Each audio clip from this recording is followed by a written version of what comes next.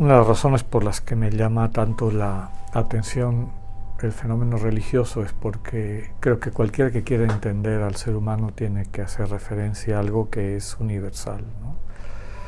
Hace algunos años Carl Sagan, que se definía como una frontera entre agnóstico y ateo, en aquella película de, ya se me fue el nombre, pero de una civilización extraterrestre que manda unas instrucciones para construir una nave que pudiese llevar a gente de la Tierra a encontrarse con ellos.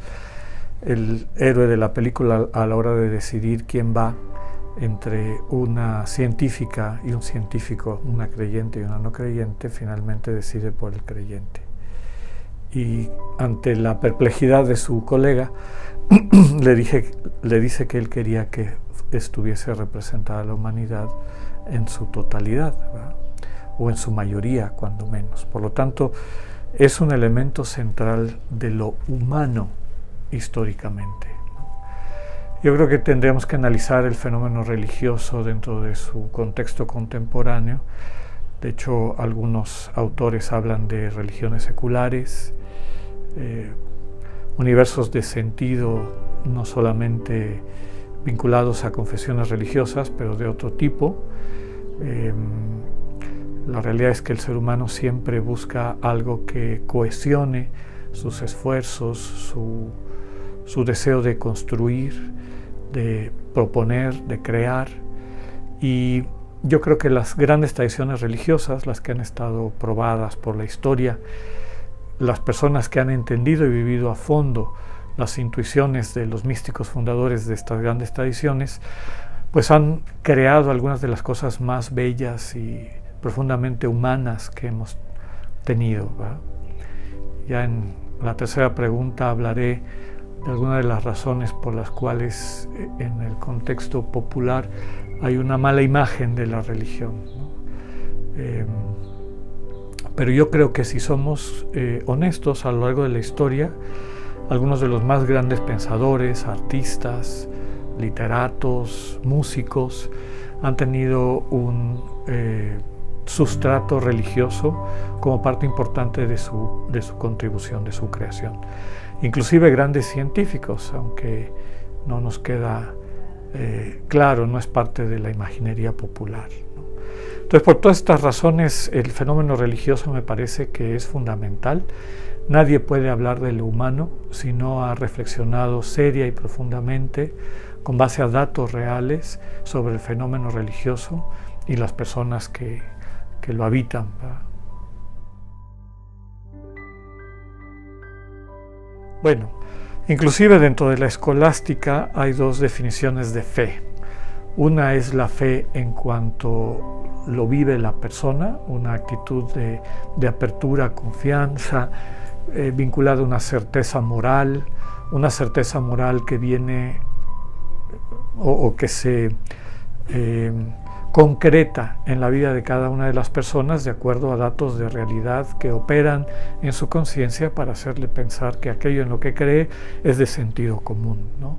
O le parece obvio a manera de real, ¿no?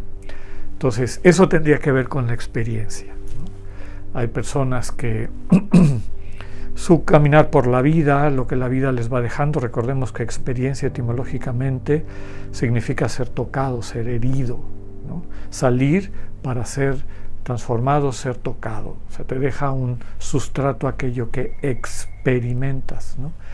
Per, en la raíz indoeuropea, per significa todo eso, ¿no?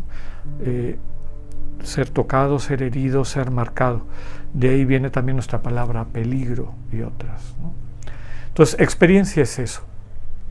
Aquello que la vida me va dejando, lo que me va marcando son datos que confluyen en mi conciencia para optar por algo. Y la fe no solamente es religiosa. Los científicos tienen fe también en aquello a lo que le apuestan, ¿no?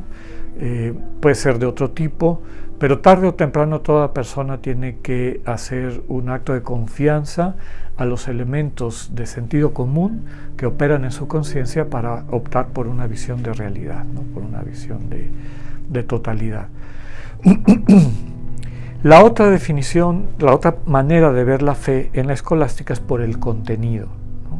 Entonces ahí sí ya entran elementos de revelación, lo que Dios ha dicho o revelado de sí mismo, pero que tampoco podemos ver separado o inconexo, de la experiencia, porque por lo general el ser humano, ante las definiciones que nos dan personas de autoridad, que es lo que está en el fondo de esta fe en cuanto a contenido, siempre buscamos una manera de corroborarlo. Si nuestro sentido común sistemáticamente nos va diciendo que lo que nos dicen estas personas de autoridad es falso, tarde o temprano termina desapareciendo de nuestra visión del mundo, de nuestra cosmovisión. Entonces, fe y experiencia van siempre de la mano. Fe confesional o religiosa, trascendente, o fe en la cotidianidad, fe en la manera de darle sentido y dirección a la vida, ¿no? Entonces, yo creo que más y más, sobre todo creo que la pregunta va un poco por la temática de la conferencia que daré, en las personas que tienen una fe trascendental o hacia la trascendencia, la experiencia se vuelve cada vez más importante. Siempre lo ha sido, pero a lo mejor con el colapso del cristianismo cultural o del cristianismo de referencia social y el resurgimiento o mayor fuerza del cristianismo por convicción, pues esta experiencia vuelve a ocupar un lugar central, fundamental en la opción de aquellos que quieren darle ese sentido a su vida, ¿no?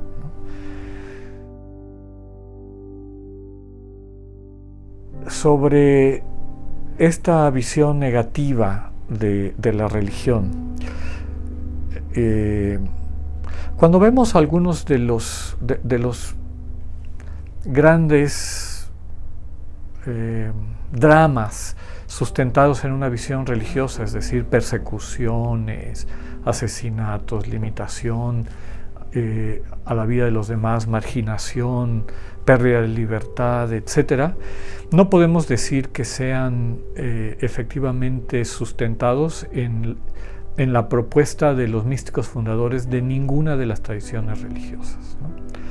Inclusive algunas de las que se presentan como más beligerantes, como puede ser el Islam, un acercamiento histórico al desarrollo de la fe musulmana, vemos que mucho de este más excluyente, etcétera, se consolida posteriormente a Mohammed, ¿no? En Abu Bakr sobre todo, y uno de sus yernos y las personas que después se hicieron cargo del proceso. Lo mismo podemos decir del cristianismo, del budismo. Ninguna religión está exenta a la violencia, pero sería, me parece injusto atribuírselo a su sentido intrínseco, lo que verdaderamente es religión, la experiencia de religación con la realidad última. Esta religación con la realidad última que descubrieron los fundadores y que tratan de transmitir a través de una mistagogía nunca implica ese tipo de actitudes o de etcétera. Yo creo que esa situación de violencia y exclusión tiene más que ver en ocasiones con pues un poco la fragilidad humana que con lo demás, ¿no?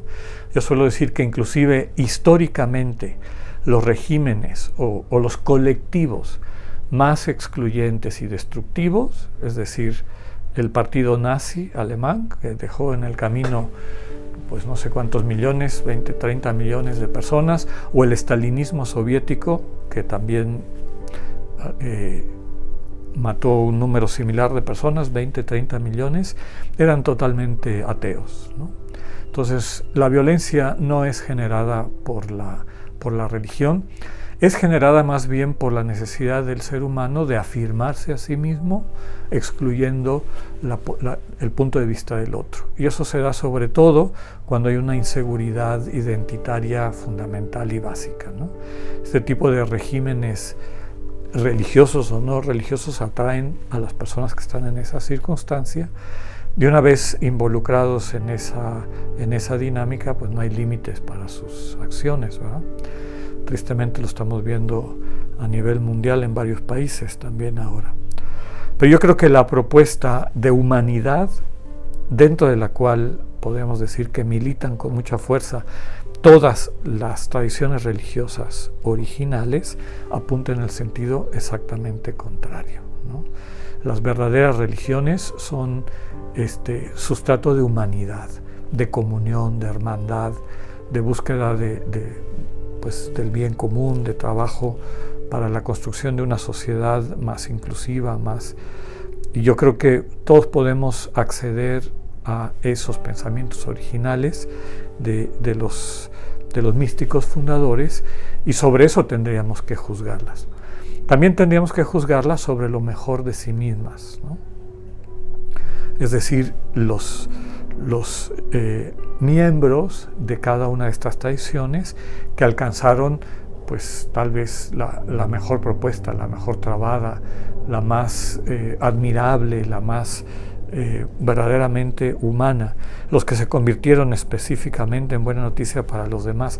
Y eso lo podemos encontrar en todas las tradiciones religiosas, a nivel de espiritualidad, de arte, todas las variedades del arte, del conocimiento humano, del conocimiento del alma humana, de la interioridad del ser humano y sus capacidades positivas y negativas. No olvidemos que también toda sana religión descubre y enseña lo mejor de nosotros mismos y también lo peor, para que distinguiendo uno del otro podamos siempre optar por lo mejor. ¿Está bien?